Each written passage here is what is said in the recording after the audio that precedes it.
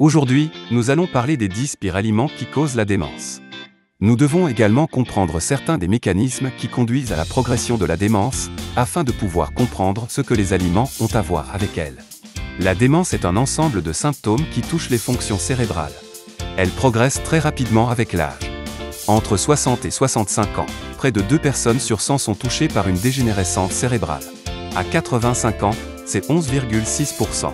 Et à 90 ans, plus de 20% de la population souffre de démence, telle que la maladie d'Alzheimer. Nous devons comprendre quelles en sont les causes, et quels sont les aliments qui provoquent et accélèrent la démence, pour être capable d'en ralentir la progression. Pour rester fonctionnel, notre cerveau a besoin de 2 choses. La première est de l'énergie. Bien qu'il ne représente que 2% de votre poids corporel, votre cerveau consomme plus de 20% de votre énergie totale. Son carburant principal est le sucre, précisément le glucose. La deuxième est de la stimulation. Sans stimulation, il dégénère, tout comme un muscle non utilisé. Si vous mettez par exemple votre bras dans un plâtre, en 2 semaines vous perdez 50% de ce muscle. Le cerveau fonctionne de la même manière. Sans stimulation régulière, il commence à se détériorer. L'exercice physique par exemple ne consiste pas seulement à perdre du poids, ou à avoir une belle apparence, il est essentiel pour stimuler le cerveau et donc prévenir la dégénérescence. Il existe d'autres facteurs qui endommagent le cerveau et accélèrent la démence. Parmi eux, la génétique. Cependant, ce que la plupart des gens ne réalisent pas, c'est que l'ADN ne détermine pas tout. L'épigénétique, soit l'expression de vos gènes, joue un rôle tout aussi important. Et qu'est-ce qui influence l'épigénétique? Votre environnement. L'alimentation, les maladies, les médicaments et les toxiques, le stress et l'hygiène de vie. Un autre puissant moteur de la dégénérescence est l'inflammation. Nos cellules créent naturellement du stress oxydatif de manière équilibrée. Mais si nous mettons de plus en plus de déchets dans notre corps, nos cellules ont tendance à rouiller. Et ne brûlent plus les déchets aussi proprement qu'avant, un peu comme un moteur qui commence à fumer. Les cellules produisent un stress oxydatif en excès, et en tirent moins d'énergie. Il y a aussi les toxines environnementales, la pollution, et tout ce que nous ajoutons aux aliments. Ajoutons-y les allergies alimentaires et le déséquilibre de la flore intestinale. Tous ces facteurs de l'inflammation sont liés les uns aux autres, et entraînent une spirale destructrice pour le corps et pour notre cerveau. L'alimentation influence non seulement l'inflammation, mais aussi notre génétique. Autrement dit, certains aliments contribuent directement à la dégénérescence de notre cerveau. Voici tout de suite les 10 pires aliments qui causent la démence. Le premier aliment, bien qu'il ne soit pas classé dans un ordre particulier, est l'excès d'alcool. Boire trop et trop fréquemment provoquera une démence prématurée, car l'alcool est une neurotoxine. En excès, il endommage directement les cellules cérébrales et provoque des fuites intestinales, contribuant ainsi aux allergies alimentaires et à l'inflammation. L'alcool peut également mener à la stéatose hépatique, qui augmente la résistance à l'insuline, un autre facteur d'inflammation. Avec le temps, tous ces facteurs peuvent provoquer un rétrécissement du cerveau. Il est important de rappeler que cela dépend de la dose. Ce n'est pas l'alcool en soi, mais l'excès d'alcool qui pose problème. Il a par exemple été démontré que boire un verre de vin, 1 ou 2 fois par semaine, peut avoir des effets positifs. Mais consommer 4, 5 ou 6 verres régulièrement peut accélérer la dégénérescence cérébrale. Le deuxième aliment est le poisson, ce qui peut sembler déroutant. Mais avant de continuer, si vous aimez notre vidéo jusqu'à présent, merci de nous donner un coup de pouce en vous abonnant, et nous créerons plus de contenu comme celui-ci. D'un côté, le poisson sauvage peut être extrêmement bénéfique pour le cerveau, grâce à ses oméga 3, EPA, et DHA. Le DHA étant un élément clé du tissu cérébral. De plus, le poisson constitue une excellente source de protéines. Le poisson sauvage peut cependant aussi contenir un métaux lourd, le mercure. Le mercure est une neurotoxine, un incroyable destructeur qui va littéralement ronger et dissoudre le tissu cérébral. Il est donc crucial de consommer des poissons contenant de très faibles quantités de mercure.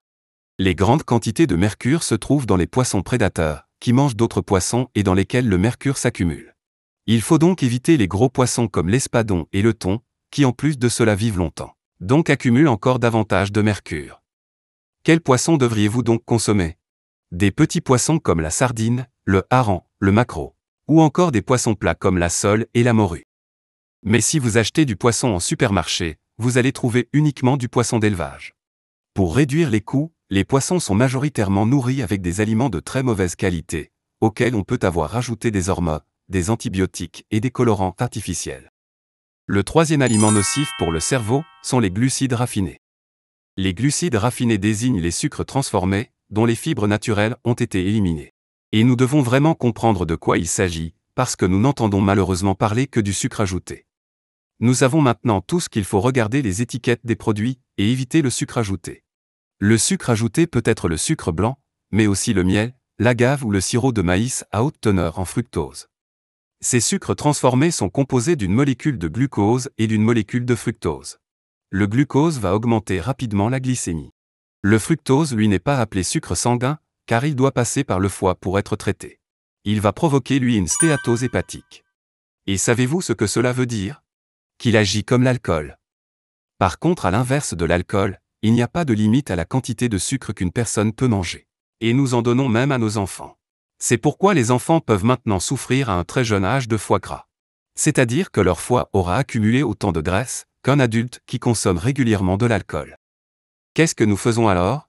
Nous nous tournons vers des collations vendues comme plus saines. Les fruits séchés par exemple sont de vrais ennemis pour notre cerveau. En plus d'avoir été séchés et de voir leur concentration en sucre naturel exploser, ils se sont vus ajouter des produits chimiques pour les conserver, parfois même du sucre. Les raisins secs sont par exemple constitués à 70% de sucre pur. Les fruits en jus sont débarrassés de leur pulpe et de leurs fibres, et ne sont plus qu'un liquide dans lequel flottent des sucres. N'oublions pas de parler de l'amidon, qui n'est qu'une chaîne de sucre. Vous pouvez manger une patate douce, elle ne contient que très peu d'amidon. Par contre, l'amidon du pain, des pâtes et les céréales transformées pose problème. Car la majorité des fibres de ces céréales ont été enlevées, tout ce qui permettait de ralentir l'absorption de l'amidon. La consommation de féculents entraîne en quelques minutes seulement un pic de glycémie, et avec le temps une résistance à l'insuline. Et savez-vous comment les scientifiques appellent désormais la démence? Le diabète de type 3, pour montrer le lien fort entre la résistance à l'insuline et la démence. La résistance à l'insuline réduit en fait la capacité du cerveau à utiliser le glucose. Nous avons un mode de vie défectueux, les gens n'ont jamais consommé autant de sucre et d'amidon transformés qu'au cours de ces 50 dernières années. S'éloigner des sucres ajoutés, privilégier des céréales non transformées et entières, est essentiel pour protéger votre cerveau. Le quatrième aliment est le sucre. Il est la principale cause de résistance à l'insuline et empêche le glucose de pénétrer dans le cerveau. Si nous continuons à consommer du sucre, notre corps devient de moins en moins capable d'alimenter notre cerveau. Ce qui est un total paradoxe. C'est seulement en réduisant notre consommation de glucides, même en cas de résistance à l'insuline, que nous pouvons commencer à inverser ce processus. Le sucre est particulièrement nocif car il contient 50% de fructose, qui provoque un foie gras et crée une forte dépendance. Mais le sucre perturbe aussi le microbiome intestinal, endommage la muqueuse de l'intestin et entraîne des allergies alimentaires. Malgré cela, le glucose et le sucre sont des molécules naturelles présentes dans de nombreux aliments. Mais c'est la quantité qui fait la différence. En concentrant, raffinant et consommant ces substances en excès, elles deviennent très nocives. Le problème ne réside pas dans les glucides en soi, car même les légumes en contiennent. Mais en petite quantité avec beaucoup d'eau et de fibres, ce qui les rend inoffensifs. 5 fruits et légumes par jour. Savez-vous comment il faut le comprendre? Par 4 légumes et un seul fruit par jour. Les fruits sont naturellement très riches en fructose. Limitez votre consommation, et tournez-vous plutôt vers des baies fraîches, ou des fruits pauvres en fructose. Le 5e aliment qui détruit le cerveau et cause la démence, sont les fruits et les légumes. Cela vous surprend. En fait, quelque chose d'absolument destructeur pour le cerveau, est un aliment riche en pesticides. La grande majorité des fruits et des légumes sont aujourd'hui cultivés avec beaucoup de produits chimiques et de pesticides, toxiques pour le corps et le cerveau. Les fruits qui contiennent le plus de pesticides sont les fraises, les nectarines, les myrtilles, les pommes, les raisins, les pêches, les cerises, les poires et les prunes. Les légumes ne sont pas épargnés. La liste inclut le poivron, les piments forts, les haricots verts, les tomates, les pommes de terre, les carottes, les épinards, le chou frisé et le céleri.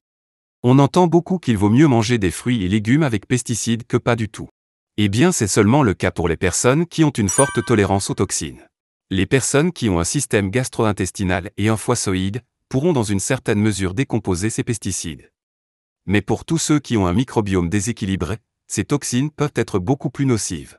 Alors privilégiez au mieux le biologique. Le 6e pire aliment sont les édulcorants artificiels. Parmi les plus courants, l'aspartame, une neurotoxine désormais bien établie. En réponse aux plaintes concernant l'aspartame, un autre édulcorant a été commercialisé, il s'appelle le sucralose. Le sucralose est aujourd'hui présent dans 5 à 10 000 produits différents. Beaucoup de personnes croient encore que le sucralose est sûr, car il est dérivé de substances naturelles. Et pourtant cela reste un édulcorant artificiel. Récemment, il a été découvert que le sucralose commence à briser l'ADN. Les édulcorants artificiels perturbent les bactéries intestinales, contribuant à l'inflammation et aux allergies alimentaires. La raison pour laquelle ces édulcorants ont été mis sur le marché est que les gens prennent de plus en plus conscience des effets néfastes du sucre. L'idée était que si vous consommez ces produits artificiels, vous perdez du poids. Pourtant les édulcorants artificiels sont nocifs pour le cerveau. Vous pouvez vous tourner vers des édulcorants naturels, comme la stevia et le fruit du moine. Mais avec modération, car en quantité importante, ils peuvent également abîmer la flore intestinale. Le numéro 7 concerne les mauvaises graisses. On a tendance à diaboliser les graisses saturées.